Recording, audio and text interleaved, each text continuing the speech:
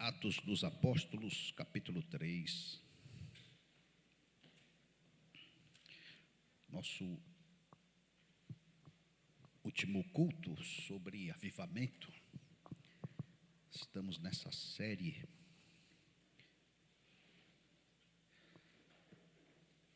sobre a vida do Espírito na igreja, né?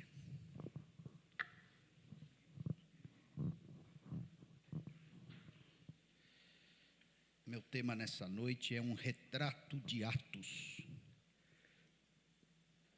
Um retrato de Atos dos Apóstolos. No final nós oraremos. E acredito que sairemos daqui abençoados. Pai, fala conosco nessa noite. Pela Tua palavra. A Tua voz é importante para nós. Sabemos que o Teu silêncio comunica. Quando o Senhor fica em silêncio, sabemos que o Senhor trabalha no turno da noite. O Senhor não dorme, não cochila o guarda de Israel. O Senhor é quem nos guarda. O Senhor é a nossa sombra, à nossa direita. O sol não nos molesta de dia, nem a lua de noite. O Senhor guarda as nossas emoções, o Senhor guarda a nossa alma. O Senhor guarda as circunstâncias, a vida. O Senhor guarda a nossa saída e a nossa entrada. Nós confiamos em Ti, Senhor, porque estamos mais do que certos de que da nossa parte as coisas se esgotam. Cansamos e caímos. Mas o Senhor mantém o justo em pé. Obrigado por isto. Mantenha-nos em pé nessa noite. Mantenha esta igreja em pé. Muitas são as aflições do justo, mas é a fé que enxuga lágrimas. É o Teu poder que alivia dores. É a Tua palavra que promete o findar das lutas e tribulações. Elas não são ad eternas. Obrigado, Pai. Fala conosco. Precisamos do conteúdo do céu nessa noite. E queremos sair daqui abastecidos com o Teu maná. O Senhor, o pão vivo que desceu do céu. Faz isto com todos nós. E aviva a Tua igreja, em nome de Jesus. Atos dos Apóstolos. Esse nome se dá no final do século II. E era comum, com relação a um povo e com relação a uma cidade, as pessoas levantarem crônicas, fazerem um histórico, relatarem os atos do povo ou da cidade. E então denominaram para essa carta de Lucas, que é o autor, Atos dos Apóstolos. Até uma discussão sobre isso, porque o Espírito Santo é quem vai escrevendo a história. E gostariam até de ter colocado Atos do Espírito Santo. Chamava-se até então Memorando de Lucas, porque Lucas foi o autor e é muito envolvente quando você começa a ler Atos. E ele está dividido do capítulo 1 ao 12 em torno de Jerusalém, do colégio apostólico, especificamente de Pedro. Pedro é a figura, depois de Jesus, figura nítida. Mas do capítulo 13 até o final, o apóstolo Paulo toma a cena. E é no meio dos gentílicos, do resto do mundo, que a coisa começa a acontecer. E optei de bater um retrato deste livro, capítulo 3 ao capítulo 8, porque capítulo 1 e 2 nós falamos bastante. Inauguraram a igreja, o Espírito inaugura, as pessoas se convertem, a igreja está pulsante nesse clima de vida do Espírito. Capítulo 2 ainda fala que eles perseveravam unânimes, todos os dias, no templo e partindo o pão de casa em casa. Todo dia tinha culto. Não dá para ir no templo, por certo, no pátio dos gentios, dos gentílicos. Então, se não dava para ir no templo, eles iam para as casas. Não haviam igrejas com esta configuração. O templo ainda é da lei, no estilo mosaico, com sacrifícios e regras levíticas. E eles iam para as casas, comiam juntos, com alegria e singeleza de coração. Olha quanta coisa não aconteceu naqueles lares. Jesus, para trazer vida, ele não precisa de endereço, ele precisa de vida. Ele gera a vida dele na vida de todos nós. Então esse era o clima, um clima que é estudado até hoje, dentro da pasta da eclesiologia. As pessoas vão lá em Atos, para ver qual é o modelo da igreja ideal, para ver o que deve acontecer na igreja ideal, para saber como a igreja ideal deve se comportar. É um livro muito estudado, para pastores nos seminários. E a coisa caminha, e no capítulo 3, nós vamos perceber que o avivamento estava ali, porque Pedro e João subindo, por certo às 9 horas da manhã mais ou menos, eles iam para o templo orar. E diz o texto no verso 6, que tinha ali um homem. O capítulo 4, verso 22 vai falar que este homem, um pedinte, um paralítico, coxo de nascença, tinha mais de 40 anos, nascera daquele jeito. E ele pediu para Pedro e João, quando estava entrando no templo, haviam várias portas, na porta formosa, ele pediu se tinha alguma coisa para dar. Verso 2, e Pedro e João, que estavam entrando, fitando os olhos nele, declarou: olha para nós. E ele olhou atentamente, esperando receber alguma coisa. E Pedro falou: não possuo prata nem ouro, mas o que eu tenho te dou, em nome de Jesus, o Nazareno, anda. Então o retrato de Atos, a gente bate um flash aqui de um avivamento que se dá pelo fato do poder de Deus estar acima de toda influência, de todo assistencialismo, de todo humanismo, de toda atrofia, de toda paralisação, de todo poder humano. O avivamento se dá em Atos pelo fato do poder de Deus estar acima de todo condicionamento humano. Aquele paralítico queria uma assistência, uma esmola, uma marmitex, algo de homens. Queria ali uma bênção paliativa. Mas o avivamento, porque é controlado por Deus, Deus libera o seu poder. E o avivamento não fica refém de coisas humanas, como prata e ouro. Me dê uma oferta, me dê uma esmola, me dê um dinheiro para eu Não, avivamento não nasce aí, porque se nasce em Deus e é controlado por Deus, transcende as coisas desta terra. Eu quero dizer que está acima.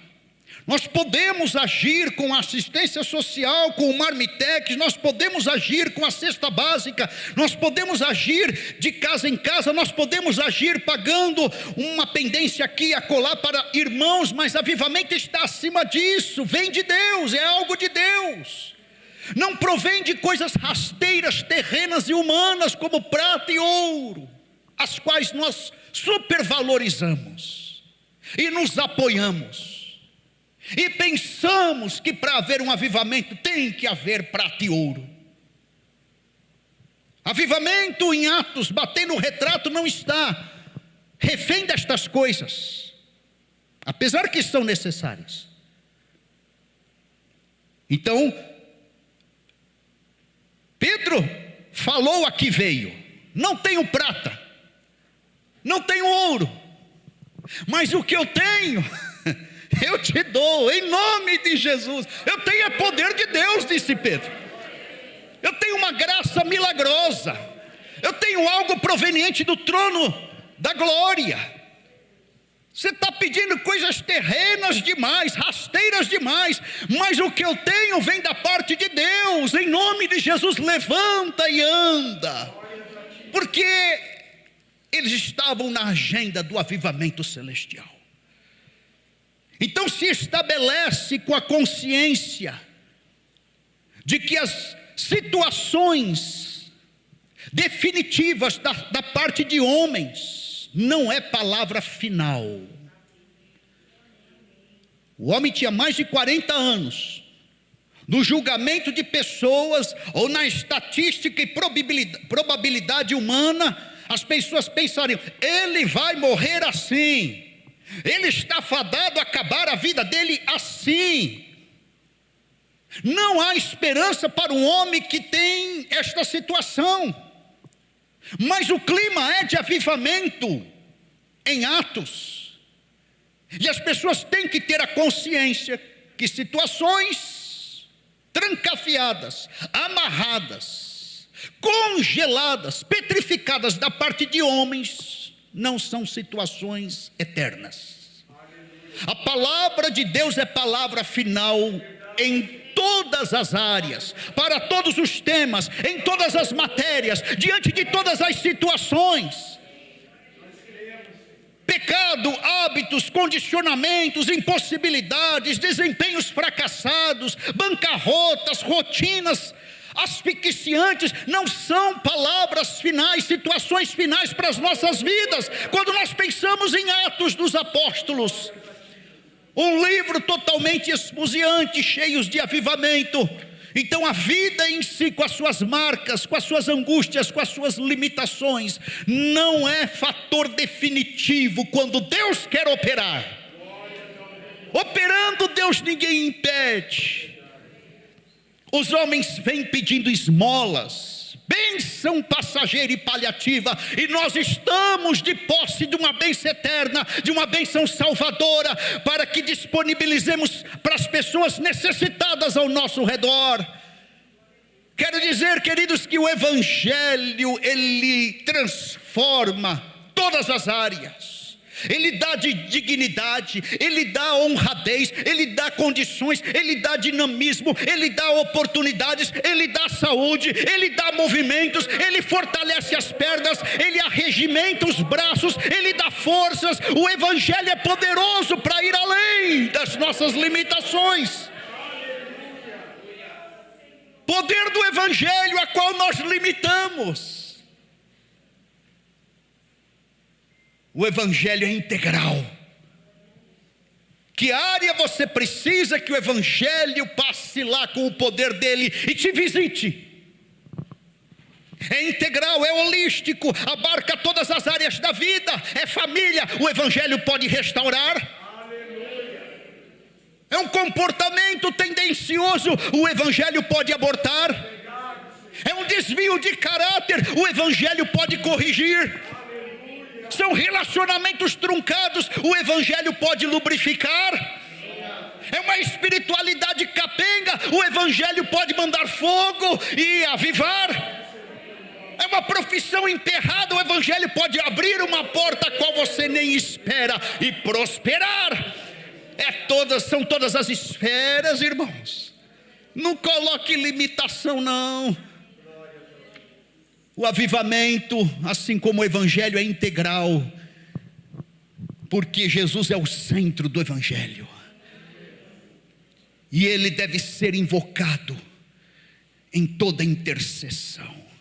É em nome de Jesus o Nazareno. Ele é o mediador, ele é a invocação intercessória, ele é a interface entre os homens e Deus, ele é o caminho, ele é a chave da vitória. É Jesus, é o Nazareno.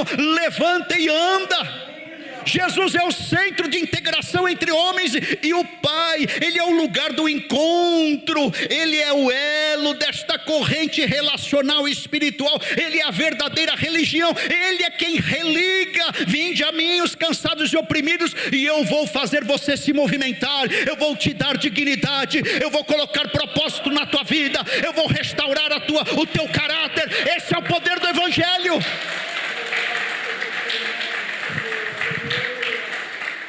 A pergunta que não quer calar do pastor de vocês: que igreja queremos ser?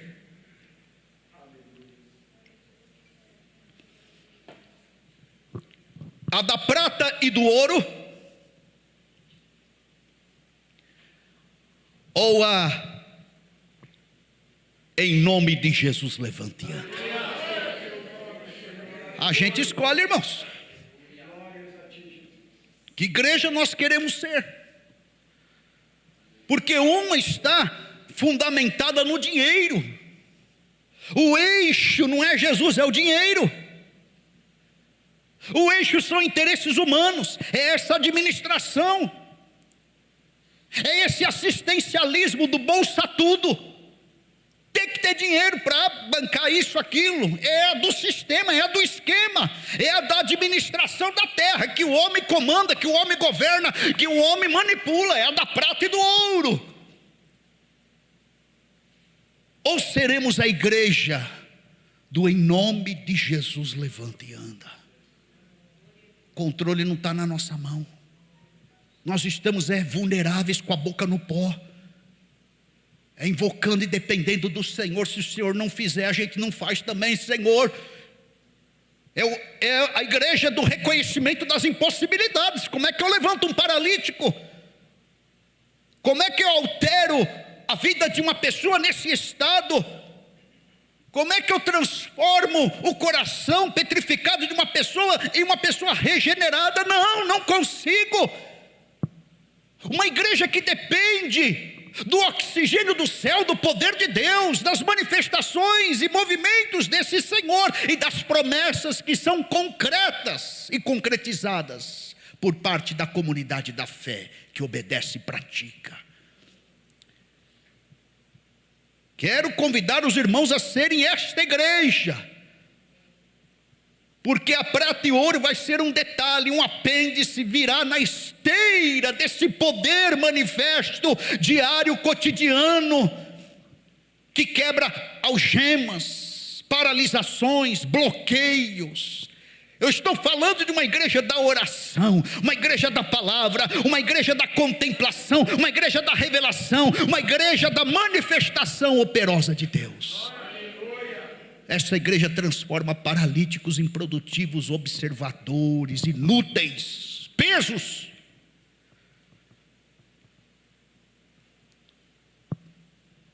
Transforma os que dão trabalho em dinâmicos, em produtivos, em adoradores, em acolhedores, em quem trabalha, que arregaça a mão e trabalha. Essa igreja. Capítulo 3 é isso, irmãos. Capítulo 4, crescimento. Diz verso 4 que eles tinham 3.000 pessoas na igreja. Com aquela primeira pregação de Pedro, no capítulo 4 eles chegaram a 5.000. E a gente aqui numa angústia lascada, né? o pastor de vocês fica ali no hall de membros, 152. Mas vou pôr mais esse aqui, 153. Vou pôr a criancinha aqui, vou contar como meio, 153,5. O pastor Anderson sabe o que eu estou falando. A gente vai pegando na unha, né, pastor Anderson? Ovelha aqui que quer escapar, a outra que está pulando o aprisco, a gente pega pelo rabo e traz, a outra que está querendo dar um golpe, a gente já dá um mata-leão e já tosqueia ela e empurra para o aprisco, você não vai escapar. Já outra a gente fala, não, eu diminuo o dízimo para 7%, se for o caso, não tem problema, fica conosco. A gente vai cercando de todos os lados, porque a gente quer que cresça. Mas irmãos, quando a unção vem, coisa que eu já compartilhei aqui com alguns irmãos e em diretoria, nós podemos ser visitados, irmãos, do dia para a noite aqui e cairmos nestas surpresas de Deus. De 2.000 pessoas, 3.000, 241 para Atos 4:4, 5.000 pessoas. E eu quero dizer que isso atrairá oposições. Avivamento atrai oposições, perseguições. Capítulo 4. E não demorou muito no capítulo 4 para que o sacerdote lá batesse na porta. E ele não foi sozinho, ele foi com o capitão, com os saduceus. A religião judaizante fazendo pressão para o nascedouro cristão. Então a gente conclui que no avivamento, nesse retrato aqui de Atos do capítulo 4, religião, templo, denominação, instituição não é sinônimo da vontade de Deus, da presença de Deus, do avivamento de Deus, não é sinônimo da aprovação de Deus.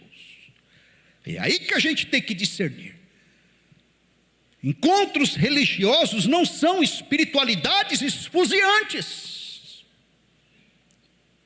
Estruturas religiosas não são a vida do Espírito que marca e transforma, não é. Uma cabeça hierárquica com um plano de carreira eclesiástico não significa que quem está com aquele rótulo ministerial são homens e mulheres de Deus. O avivamento ele tem outro caminho. Mas ele vai incitar poderosos, ele vai mexer com poderes, o inimigo não ficará contente. E diz aqui no capítulo 4 que as autoridades perseguiram. E tiveram ciúmes, verso 2, condoendo-se muito, porque os saduceus, a classe aristocrática de dinheiro que mandava, por certo, fazia um cultinho aqui, outro ali, nos rituais judaizantes, mas Pedro e o colégio apostólico estão todo dia de casa em casa, pregando, ensinando o povo, verso 2, anunciando Jesus e a ressurreição dentre os mortos. Isso mexeu com as autoridades, e aí a gente vê as autoridades tolindo, lançaram eles nas prisões, verso 3. Todos eles encerraram na prisão até o dia seguinte. Vocês estão fazendo muito barulho, atrapalhando. Verso 6, está lá Anás, Caifás, todos da família do sumo sacerdote. Então, esse é o retrato do capítulo 4. Mas Deus sabe trabalhar. E diz aqui o texto que pela oração, pela ousadia, eles continuaram fazendo a obra de Deus, foram libertos daquela prisão, depois de questionados, depois de pressionados, todos os apóstolos foram libertos. E lá no verso 29 do capítulo 4, a ousadia deles, agora pois, essa é a oração de ousadia, Senhor, disseram eles, olha para as suas ameaças, Concede aos teus servos que falem com toda ousadia a tua palavra, e estenda as mãos para curar, e para que se façam sinais e prodígios.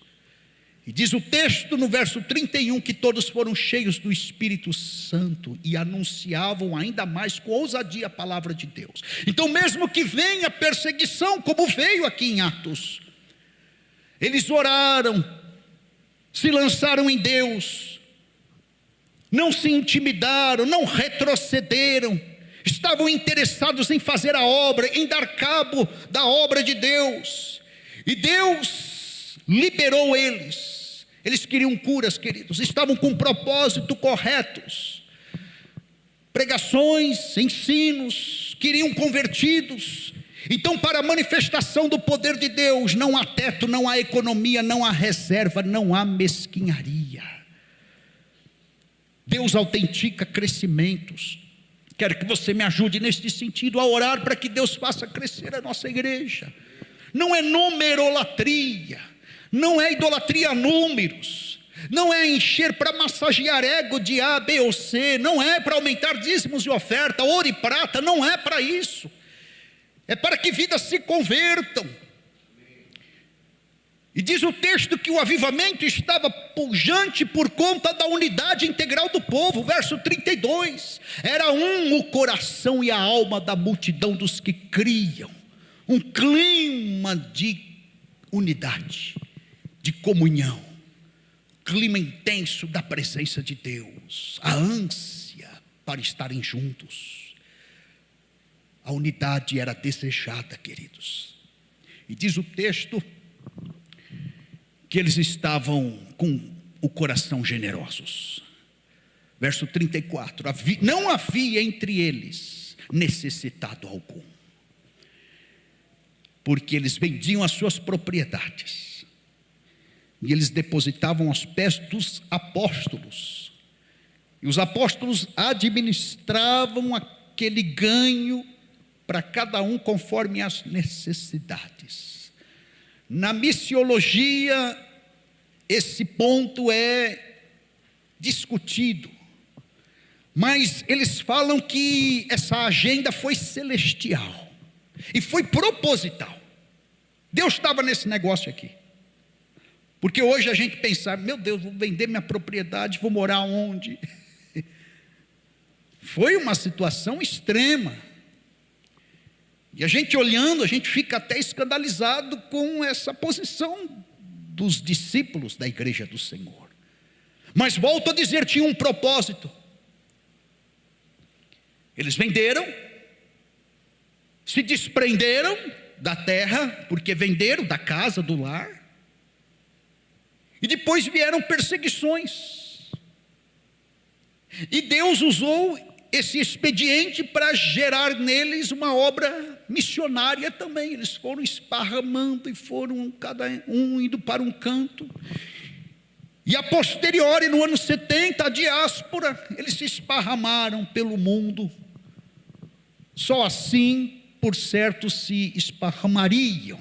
Caso contrário, ficariam apegados ali na terra. Então, na esteira desse contexto, foi proposital a venda destas casas. Quero dizer que Deus supria todas as coisas, as faltas eram preenchidas, necessidades supridas, os excessos eram nivelados.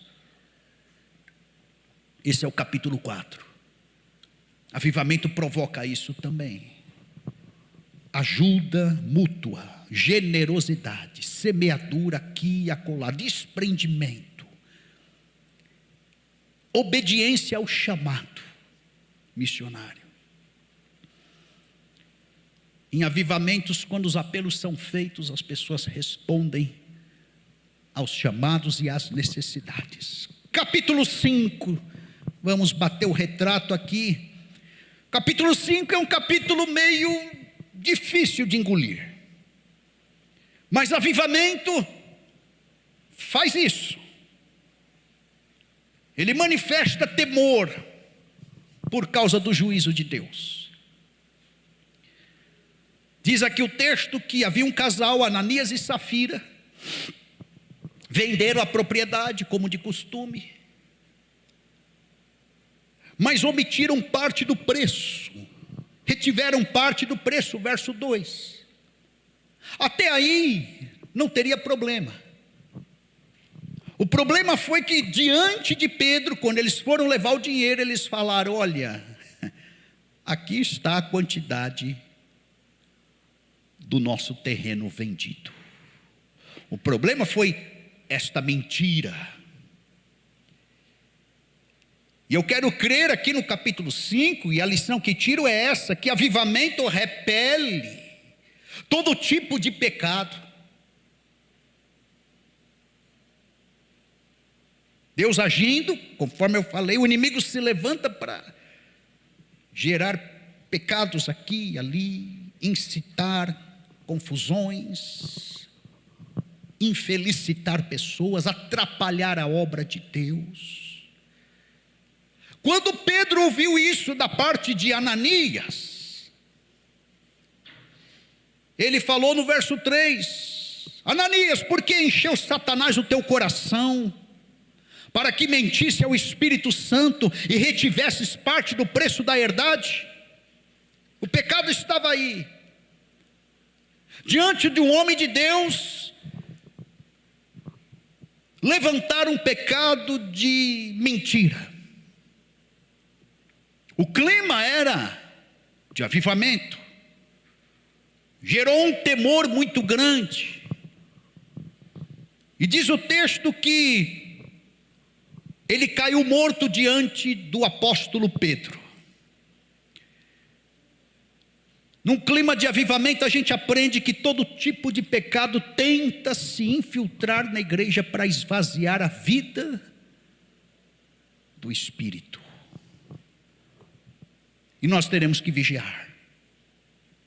Já temos que vigiar, para que hipocrisias, mentiras, enganos, engodos não prevaleça no nosso meio. Aliás, o crente deve vigiar com todo tipo de pecado motivacional, intencional, aquele que comete, comissional, e aquele que se omite, omissional.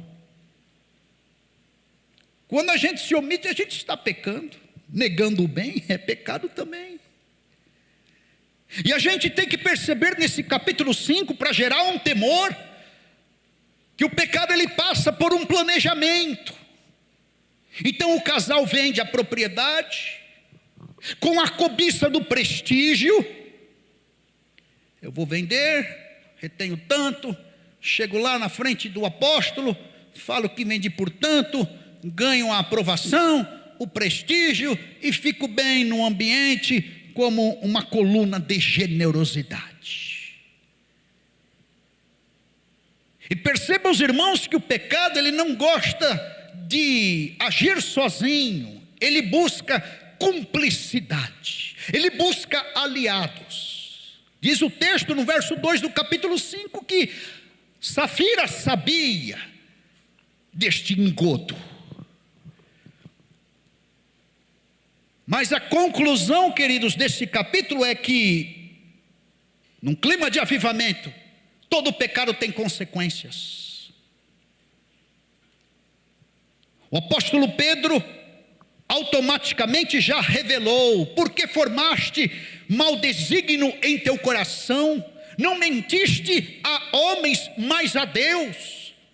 Um clima de avivamento pode gerar e gera revelações de pecados. É Satanás que gosta de manter os pecados em oculto, mas diante da luz que é Cristo, num clima de avivamento, as coisas vêm à tona, elas não ficam obscuras. Deus revela os pecados para que haja arrependimento, não exposição desnecessária para envergonhar pessoas. As revelações da parte de Deus com relação a pecados têm um propósito específico. E aí nós temos que saber que pecados, num clima esfuziante de vida de Deus, há penalidades. Nada fica impune. E falei difícil de engolir este capítulo, porque no verso 5, Ananias, ouvindo estas palavras, caiu e expirou. Parece que teve um infarto fulminante na frente de Pedro. Ele desmontou. E diz o texto, um grande temor veio sobre todos aqueles que ouviram e viram aquela situação. Parece que a publicidade de Deus aqui era a seguinte: olha, vocês que estão pensando que eu sou um Deus que só falo, eu quero que vocês saibam que eu sou um Deus que atuo, que interajo e que estou intervindo nas situações. Eu sou um Deus que não só falo, mas eu sou um Deus que faz.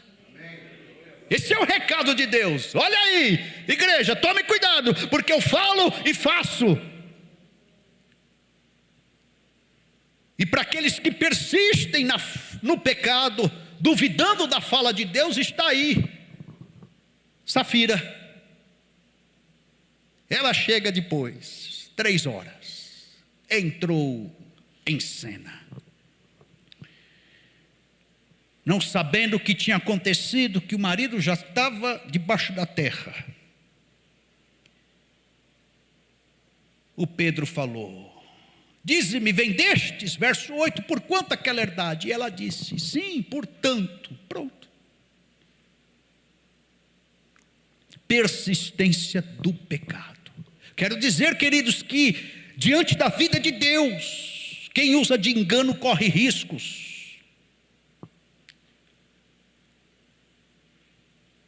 E nós sabemos que há juízos para aqueles que persistem em pecados.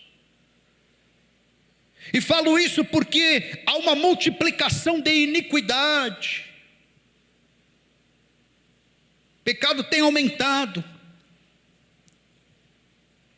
E aqui no capítulo 5, a palavra é: olhe, cuidado. Tentar o Espírito de Deus, mentir ao Espírito de Deus. Porque a gente muda de filiação. Quando a gente fala a verdade, nós estamos autenticando a nossa filiação com Deus, que é a verdade. Quando a gente mente, a gente passa a ser filho de Satanás, porque ele é o pai da mentira, disse Jesus. Então não negligencie as consequências divinas. Não ignore a palavra de Deus e o seu juízo. Não queira insistir em pecados, vivendo de forma impune. A conta chega um dia, queridos. E diz aqui o texto no verso 10: para onde foi o teu marido? Disse Pedro, verso 9: aí estão os que sepultaram ele e levarão a ti. Ela, bluft, logo caiu aos pés e expirou. Entraram os moços, acharam ela morta e sepultaram junto ao seu marido. Quero dizer então, queridos, que num clima de avivamento, Deus pode usar pessoas da comunidade da fé para esvaziar o ibope de Satanás, dos carnais e do pecado. Como que dizendo: olha, pecado, mentira, não vai ficar aqui no nosso meio. Deus vai lançar luz e Deus vai tratar com cada um, porque é a noiva dele. Não sei se te apavorei, mas é para gerar temor em todos nós. Amém, queridos? A gente não pode brincar com Deus, criar um clima de falsidade, aumentar o ibope carnal, satânico, maligno, maldoso. Nós estamos tratando com coisas verídicas, reais, espirituais, eternas. Eu gosto daquela ilustração da pessoa brincando com Deus, desafiando o poder de Deus e a sua palavra, falando: vou pegar num fio de alta tensão 10.000 volts e nada vai me acontecer. É a mesma coisa. Pega no fio de alta tensão 10.000 volts, morre fulminado na hora. É o que acontece. aconteceu aqui. Vou mentir ao Espírito Santo diante do apóstolo Pedro, vou combinar com a minha esposa, a gente chega lá, e aí a gente ganha um prestígio, um ibope legal, a gente entra aí para classificação dos que venderam a propriedade e ofertaram ao Senhor, e nada vai me acontecer. É essa a proporção. As consequências de Deus vêm para os não arrependidos. Ainda no capítulo 5, nós vemos o avivamento acontecendo de forma nítida. A igreja atuante, as coisas estão acontecendo de uma forma muito rápida. Esse período aqui, inicial, por certo, ocorreu em 8, 10 anos, depois da morte de Jesus. Alguns comentaristas falam. E mais perseguição. Verso 18, lançaram mão dos apóstolos e puseram eles na prisão pública. Mas aí, irmãos, no verso 19, Deus falou: não, peraí, o homem não vai barrar a minha obra não. Olha aí, irmãos. Daquela vez eles foram libertos, ficaram uma noite lá, foram até açoitados, mas agora, peraí que eu vou mandar um anjo.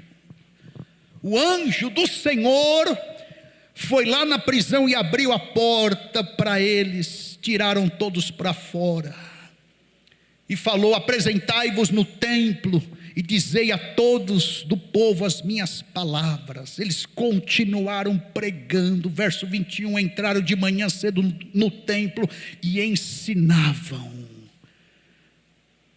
Como diz aquele hino do renovo espiritual: ninguém detém, é obra santa. Ninguém detém. O Salmo 2 vai falar que Deus dá risada daqueles que tentam barrar o caminho da obra dele. Deus tomba no fronte. E eles pregavam as maravilhas do Senhor. Os guardas vão lá, ficaram intrigados, mas quem soltou?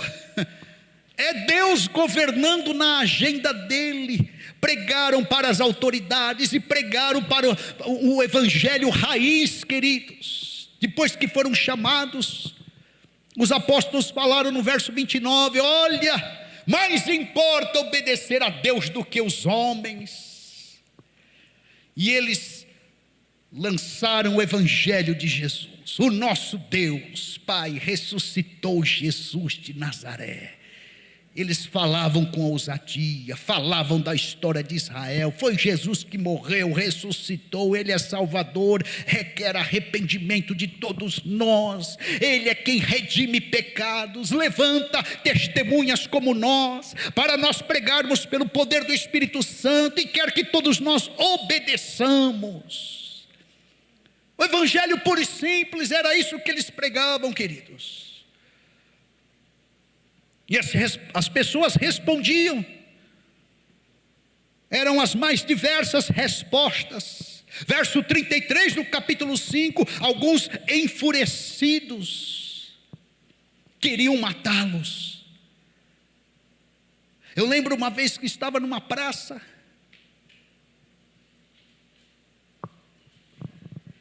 e o inimigo estava se levantando contra a minha vida. Chegou o andarilho com um caibro na mão, grosso. Ele veio do meu lado, irmãos. Estava sentado no banco. Ele deu uma paulada no banco. Pá! Eu fiquei branco. Falei, meu Deus, se pega na minha cabeça. O inimigo tem raiva da gente. Se você tiver muito amiguinho dele, eu vou fazer o apelo, você se converta.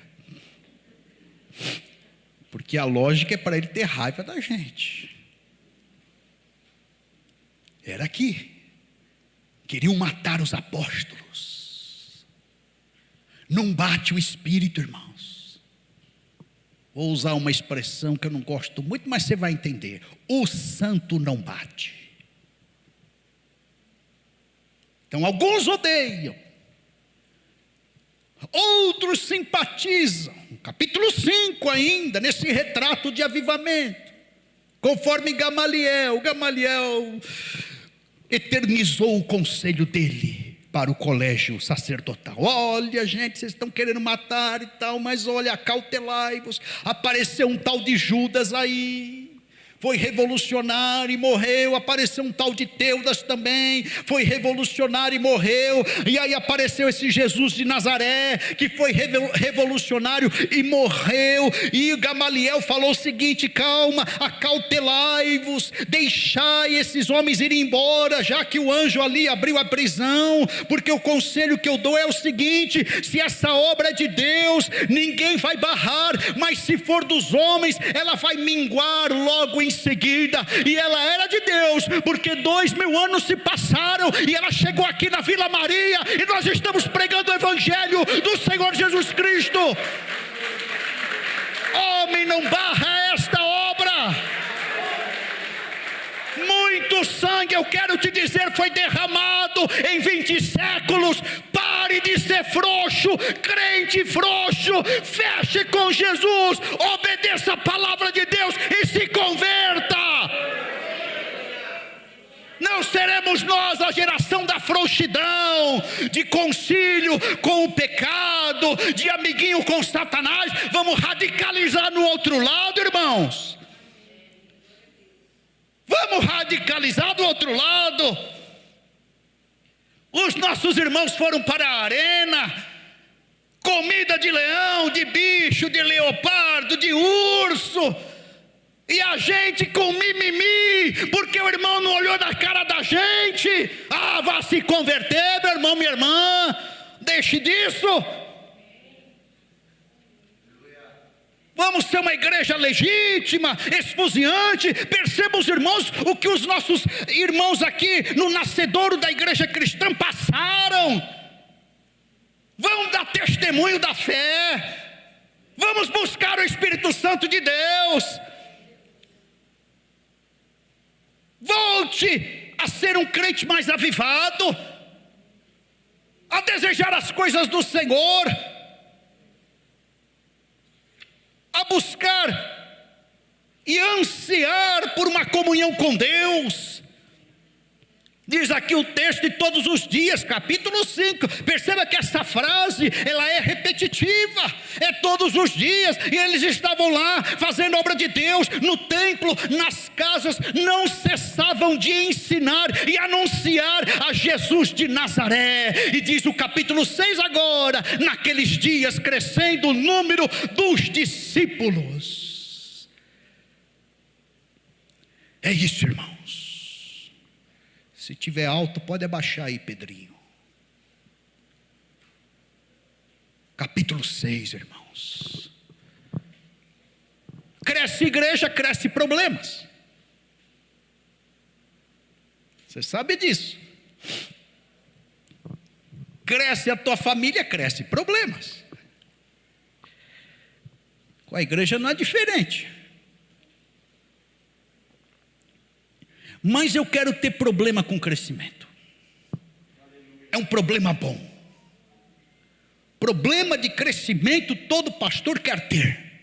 Está crescendo, e vai ter que fazer isso e aquilo, e agora, e o que a gente faz? Sei lá o que a gente faz, mas esse problema é bom. Esse problema é que eu quero.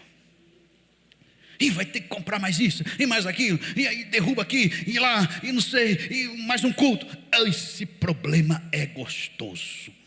Capítulo 6, vamos bater um retrato disso. Qual era o problema? Cresceu a igreja,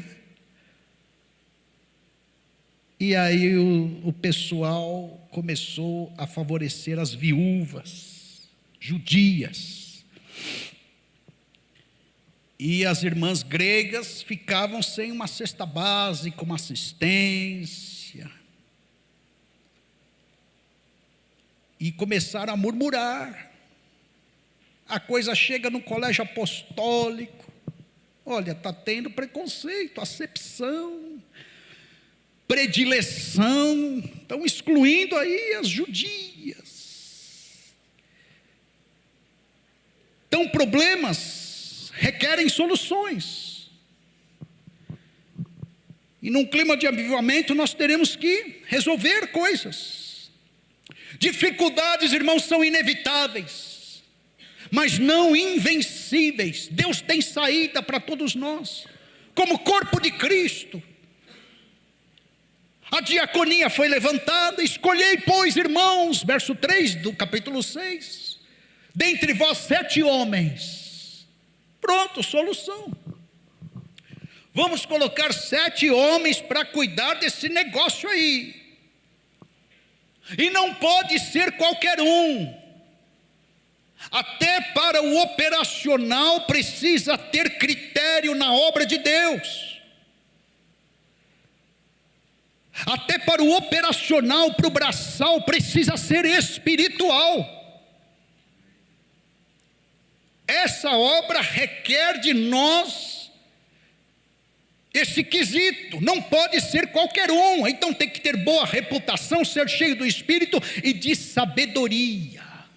Tem que ter a integridade, espiritualidade, inteligência. E disse Pedro e os apóstolos: nós vamos ficar na oração e no ministério da palavra. Pronto, probleminha aqui resolvido. E foi o que aconteceu. Igreja é isso. Uns carregam o piano, outros confeccionam a cesta básica, outros vão na visita no hospital, outros vão com o joelho no chão, outros vão atrás do púlpito, outros vão na pregação doméstica, outros sobem para a sala de aula. Qual é o teu dom, meu irmão? Alguma coisa você pode fazer aqui. Arregace a tua manga aí, meu irmão. Você não é levantado ou foi levantado por Deus para ficar só sentado no banco, engordando como ovelha, engordando e criando lã e criando pelo e não fazendo nada para o Senhor. Deixe com essa mediocridade espiritual. Deus não te chamou para isso. Há um movimento de Deus, há uma multiplicidade de dons. Deus quer te galardoar. A pessoa chegar na glória, próximo vai receber o galardão, está lá, uma coroa sem pérola nenhuma. Está aqui só a estrutura, né?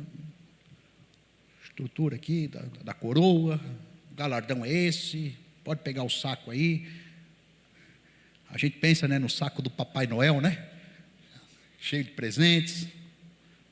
Mas está vazio, Gabriel. Claro, você não fez nada. Você negou o dom, você negou fogo, você negou envolvimento, você negou compromisso, você negou desprendimento, você negou renúncia. Está aí o saco vazio para você, é isso aí que você merece. E dê glória a Deus, porque você entrou só pela graça. E a gente sabe que é só pela graça que todos nós entramos.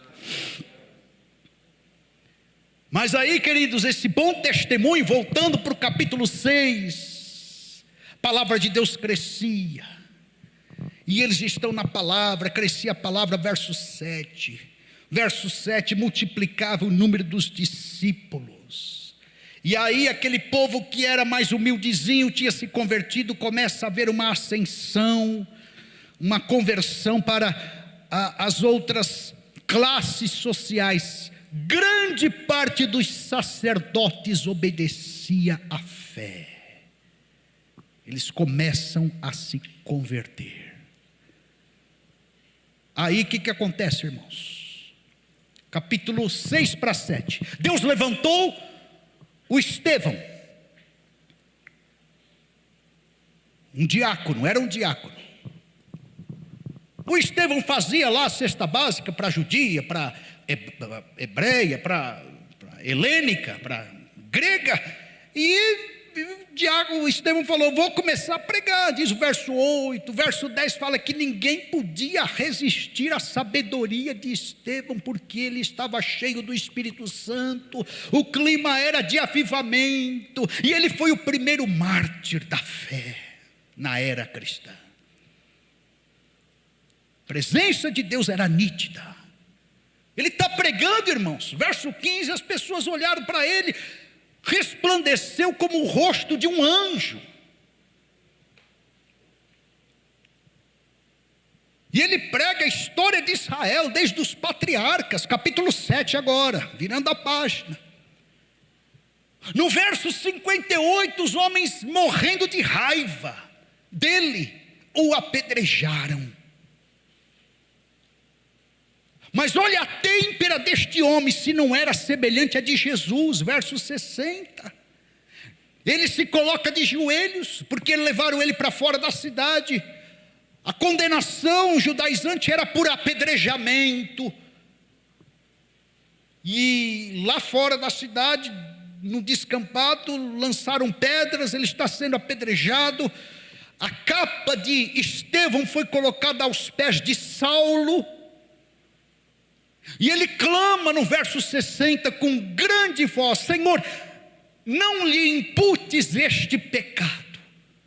Como que, falando semelhante a Jesus na cruz: Pai, perdoa-lhes porque eles não sabem o que fazem. Estevão estava morrendo, adormeceu, diz aqui o texto, mas manteve uma têmpera cristã até o último suspiro, inclusive com seus algozes. Recadinho para quem precisa perdoar e não perdoa: perdoa logo, meu irmão. Cristianismo é perdão puro, é exercício de perdão diário. Não azede o peru de Natal por causa da tua mágoa. Geralmente é assim, né? A gente briga em janeiro, vai, chega no Natal, reconcilia, passa no novo, se encontra novamente, dá um abraço, briga em janeiro, fica em fevereiro, março, abril, maio, brigando e tal, e azedume, ressentimento, e mágoa, e vingança, e o ano inteiro. Aí chega Natal, aí o pastor prega: abraça teu irmão, reconcilia. Faz isso não, meu irmão. Vamos viver essa vida cristã com mais intensidade. Capítulo 8. Então diz aqui o texto no verso 1. O Saulo, irmãos, ele era sangue nos olhos. Diz o capítulo 8 que Saulo consentiu na morte de Estevão. Consentiu, estava lá de olho, aprovando. Esse homem foi ruim, irmãos. Do ponto de vista humano, a gente ousa dizer, por isso que ele passou o que passou dos perrengues, porque ele era ruim. Então, concluindo aqui o capítulo 7, para virar a página para o capítulo 8, e vou encerrar com o capítulo 8, os nossos heróis não morrem de overdose. Os nossos heróis morrem martirizados, queridos. Foi Jesus de Nazaré dando a nossa vida, o exemplo desse aqui. E depois o apóstolo Tiago, martirizado por Herodes, e tantos outros que morreram, conforme eu falei, derrubaram o sangue. E a máxima da igreja primitiva era: o sangue dos apóstolos é semente para o crescimento do evangelho. Estou falando isso porque tem gente crente que admira demais Cazuza, Maradona, Michael Jackson. Estes não são os nossos referenciais e ídolos, queridos, porque esses morrem de overdose. A gente valoriza gente simples, gente humilde, gente que prega a palavra de Deus, gente que se converte. Esses são os nossos referenciais. É aquela irmãzinha da igreja lá que ora pela minha vida e a tua vida, que ninguém dá nada. É essa que nós valorizamos. É aquele coluna na igreja, aquele ancião que acorda 3 horas da manhã para chorar, para derramar lágrimas pela minha vida e a tua vida. É esse que são os nossos heróis, os nossos pares. Valorizemos as pessoas certas. Está aqui capítulo 8, Paulo entrando de casa em casa, verso 3, arrastando homens e mulheres, encerrando na prisão. Mas aí Deus levanta outro diácono, o Felipe, e começou a pregar. Foi lá para Samaria, Felipe pregava, e os sinais aconteciam, coisa maravilhosa na vida deste diácono. Destaque para 2 conversões aqui. Primeiro, a de Simão o mágico. Diz aqui o verso 9 que tinha lá um mágico, se converteu, ficou iludido, iludia o povo, depois se converteu, ficou abismado com os sinais que Felipe fazia. Como cresceu? O Pedro e o João foram para Samaria, colocavam as mãos nas pessoas, as pessoas recebiam o poder de Deus, o batismo com o Espírito Santo, eram batizados, já tinham se convertido, sido batizados, comentamos isso semana passada. E o Simão, esse convertido aqui, que representa uma conversão meio que na conveniência, vendo ali o Pedro e o João imporem as mãos e receberem o Espírito Santo, falou: olha, dai-me esse dom. Verso 18 e 19. Quanto que custa esse dom?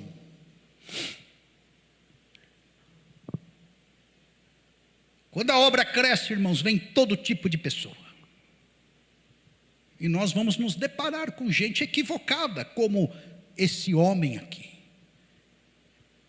que acha que é uma fonte única, a que ele usava com as mágicas e aqui Pedro, Paulo e Felipe estão usando.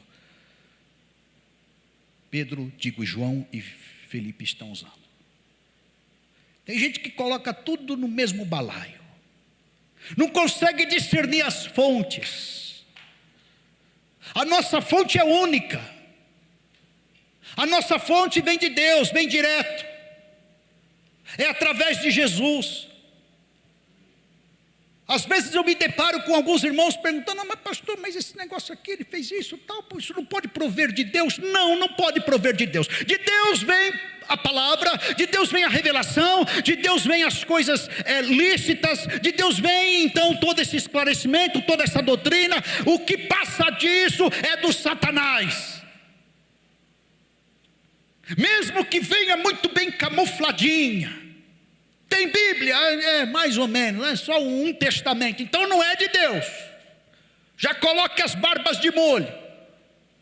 Tem Jesus de Nazaré, tem um Jesus Cristinho lá. Uma vez eu fui expulsar um demônio, ele falava: eu sou Jesus Cristinho. Olha só, bateu na trave. Eu falei: mas não, eu quero Jesus Cristo, não Jesus Cristinho. Os irmãos estão entendendo? O ludibrio do inimigo, a zombaria dele, os disfarces medíocres. Não, irmãos, tem que ter a Trindade, é o Pai, o Filho e o Espírito Santo. Tem que abrir a Bíblia, tem que pregar a palavra de Deus. O resto é churumelas. Foi uma benção a pregação. O que ele pregou? Ele massageou o meu ego. Aí ele falou que eu tudo posso naquele que fortalece. Vem cá, meu irmão, você obedece a palavra, você está numa igreja, você pratica, você se converte. A que nível está a tua fé? Você é discípulo mesmo? Foi autoajuda o que você ouviu? Foi o evangelho coach que você ouviu? Foi uma mensagem sem confrontação e sem transformação que você ouviu?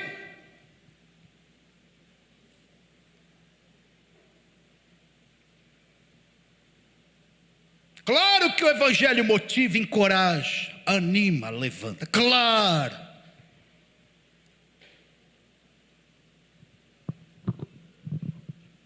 Mas não confundam as coisas, irmãos. Nesse sentido, eu tenho uma crítica à igreja do Brasil, que valoriza muito mais esse tipo de gente do que aquele que abre a Bíblia e lê o texto e às vezes prega o arroz com feijão e a turma fala: esse culto foi xoxo, mas foi sério, mas foi com Bíblia, mas foi sem meninice, foi com responsabilidade, foi com o que Deus disse, foi com revelação cristocêntrica, foi na singeleza de fé. É porque a gente gosta de culto apoteótico. Conforme eu já falei aqui, culto para o brasileiro é um evento. Tem que ter o samba, tem que ter a apoteose, tem que ter as baianas, e tem que ter ali a bateria, e tem que ter, né, o confronto, e tem que ter a arena, e o diabo lutando com Deus. Se não tiver, não foi culto. Não.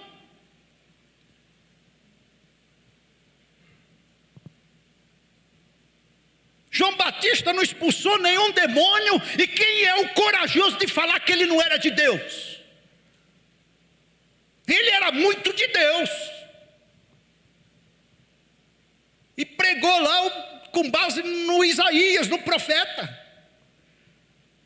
eu sou a voz que clama no deserto, mas virá um após mim, que eu não sou digno de desatar as alpargas dos pés, e eis o Cordeiro de Deus que tira o pecado do mundo.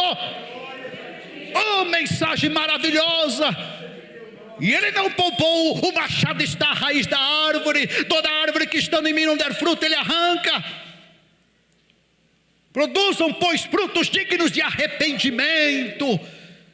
Então, meu irmão, minha irmã, não me decepcione nesse sentido.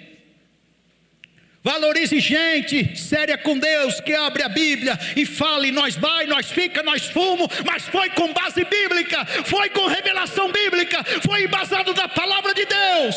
O avivamento nasce aí. Ah, mas Deus não fez.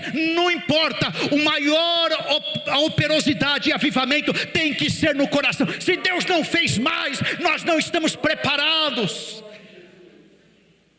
Nós não somos dignos de receber mais no sentido de algo maior. Não estamos, nem eu estou. A gente vai ter que comer muito arroz com feijão espiritual para chegar nessa envergadura destes homens aqui, com igreja de 2.000 pessoas, igreja de 5.000 pessoas. E eu quero também falar o contraponto, que igreja de 2.000 pessoas, igreja de 5.000 pessoas, às vezes não passa de um depósito de gente não convertida. Não se impressione. Na minha igreja, o pastor lá, 1,5 metro, baixinho, invocado, 100 pessoas. E o outro lá, casa cheia, 5.000. Não vou nem falar os dízimos e ofertas. Na garagem da igreja, só carrão.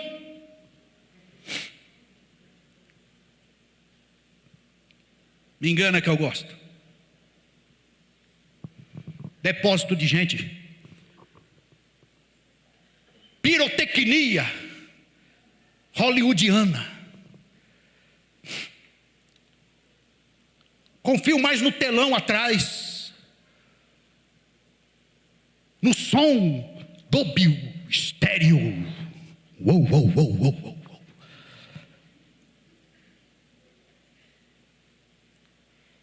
Na gravata do homem. Você sabe o que eu estou falando, né, irmãos?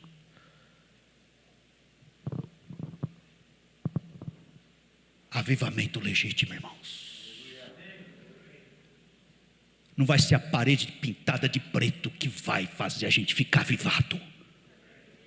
Que fique meu recado também aí para a igreja que pinta a parede de preto, o chão de cor de rosa, a recepção de bolinha com amarelo. Tinta não atrai a unção de Deus. O que atrai a unção de Deus são corações quebrantados, obedientes à sua palavra. meus irmãos, o verdadeiro avivamento. Está aqui essa igreja, e aí o Simão oferece dinheiro e Pedro tromba ele e diz: teu dinheiro seja para você, o teu coração está em fel de amargura, você está em laço de iniquidade. Muito bem, aqui está o Simão. Aí olha o que acontece, irmãos, porque a agenda do avivamento está nas mãos de Deus. Ele foi trasladado. Digo, verso 26, o anjo do Senhor foi trasladado depois, chega para Felipe, depois desse reboliço em Samaria: levanta-te e vai para o lado sul, a caminho desce para Jerusalém, ali para Gaza, está deserta. O anjo do Senhor visitou, ele fala: vai para o lugar deserto. Avivamento é assim, irmãos, você sai da multidão e você vai para o lugar onde você acha que não vai acontecer nada. Fala: meu Deus do céu, não, esse anjo tomou, porque eu estou aqui numa obra esfuziante em Samaria, estão precisando de mim, ele está falando para ir para o deserto, lá do sul de Jerusalém, e não tem ninguém lá, como é que pode ser isso? Então, irmãos, é avivamento, né, irmãos? É Deus que sabe onde quer avivar ou não. Deus trabalha com o nosso ego, tira da multidão e coloca no anonimato. Você vai evangelizar o eunuco, uma pessoa só, porque uma vida vale mais do que o mundo inteiro. Então você que fala: ai, só tem 3 criancinhas na minha sala, uma vida vale mais do que o mundo inteiro. Meu primeiro ministério foi no Morro do NPS, no fundo da igreja, nos escombros, para dar aula para uma mocinha de 12 anos. Saía da minha casa, 20 quilômetros, chegava lá no Morro do NPS, ia dar aula de escola dominical para a irmãzinha, com 12 anos. Me sentia um teólogo, né? Abre aí a tua Bíblia. Chão de cascalho, não tinha teto, 2, 3 meses de convertido. Eu me sentia o Gamaliel de Mauá. É isso aí, irmãos. Mas a casa lá é um cultinho, um anônimo. O cultinho, vai lá. Mas não dá ibope lá, não tem ninguém. Vai lá. Mas essa salinha, dê aula. Mas esse cultinho, cultue.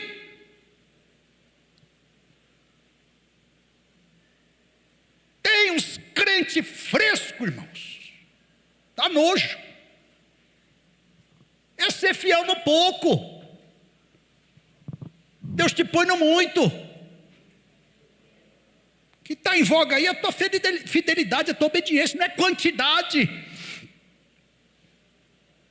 Amém? Aí ele encosta lá no eunuco, começa a correr atrás da carruagem. Deus falou: esse homem aí, olha a diferença do eunuco para o Simão lá. Entende o que lê? Ele falou: mas como que eu vou entender? Se ninguém me ensina. O Felipe encosta, abre a boca, começa a ensinar. O texto era de Isaías 53, ele foi moído por nossas pisaduras, e ali ele desceu, batizaram. O eunuco queria já batizar, obedecer a Deus. Verso 38, parar a carruagem. O eunuco era um tesoureiro, ministro da economia da Etiópia. Se converte. E diz o texto no verso 39: quando saíram da água, o Espírito do Senhor arrebatou Felipe e já não se viu. Conversão boa é conversão assim, quando você se converte e volta para casa já para fazer a obra de Deus.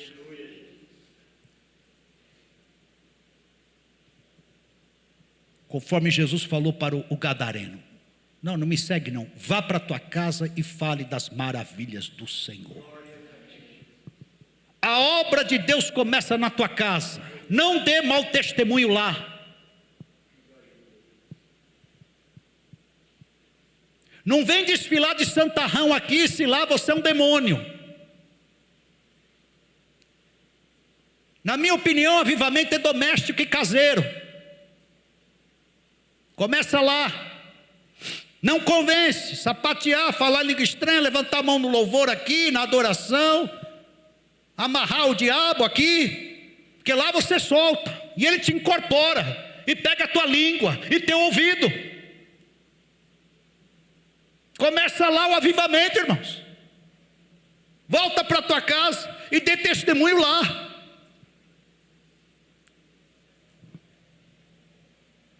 É isso aí, irmãos. Capítulo 8. Capítulo 9, o Saulo se converte. Eu gosto de pensar, Jesus dando um pé no peito de Paulo. Cai aí. Eita Deus maravilhoso. Jesus é tremendo, né, irmão? Você vai engolir tuas mortes aí, teu mau testemunho, os açoites. Você vai se converter até o tutano. Você vai escrever 13 cartas. Deus vai pegar a gente, irmãos. Ralabassúbia, canávia. Nós estamos precisando cair nas mãos de Deus. Se queremos avivamento, se queremos a vida do Espírito. Capítulo 10, o centurião Cornélio se converte. Pedro está pregando, o Espírito vem, possui todo mundo. Capítulo 11, a obra de Deus vai para Antioquia. Capítulo 12, Pedro é preso, o anjo vai lá, arrebenta as prisões, os grilhões. 4 fases de guardas, ele sai na rua embasbacado e a igreja em oração. Capítulo 13, Saulo e Barnabé separados para a obra missionária. Capítulo 14, prodígios pelas mãos dos apóstolos. Capítulo 15, a segunda viagem missionária, ele já tinha feito a primeira. Capítulo 16, Paulo e Silas na prisão, você conhece a história. O 17, Paulo no Areópago pregando para os gregos. 18, Apolo é levantado. 19, ele ministra, Paulo, o batismo com o Espírito Santo lá em Éfeso. Capítulo 20, o Espírito do Senhor fala que ele enfrentaria dificuldades. Do capítulo 21 a 27, ele passa pela tempestade, foi julgado em várias instâncias. No capítulo 28, ele chega na ilha de Malta, foi acender a fogueira, a víbora pega na mão dele. A turma falou, esse cara é muito maldito, porque o destino quer matá-lo. Ele chacoalhou a víbora, no fogo a víbora caiu. Ele foi parar em Roma, era o propósito dele. Ficou 2 anos numa prisão domiciliar. Capítulo 28. Você está vivendo o capítulo 29.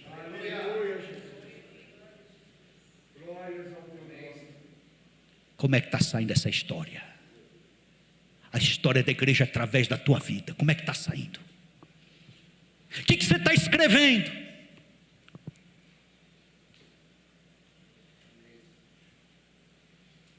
A gente escreve com a nossa vida.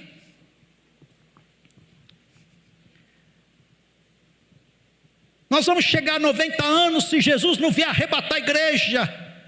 Vamos sentar os netinhos no colo e vamos falar o que para eles acerca da história da igreja na nossa geração.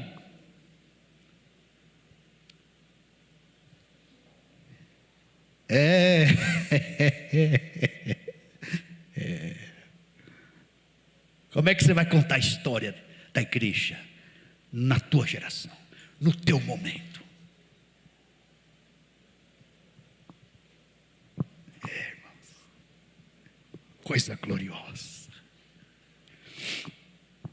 Eu quero crer que nós vamos contar dificuldades, como eles contaram. Atos tem perseguição, dificuldades, mas nós vamos falar das maravilhas do Senhor. Netinho no colo. Jesus me ajudou aqui. A igreja quase fechou naquela época,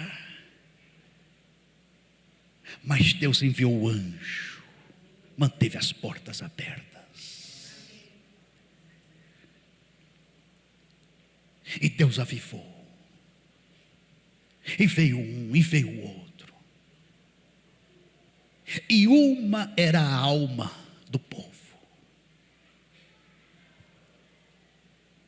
e Deus levantou várias pessoas, e foi enchendo, e foi renovando, e foi agraciando, e outros foram chegando, agregando, se convertendo.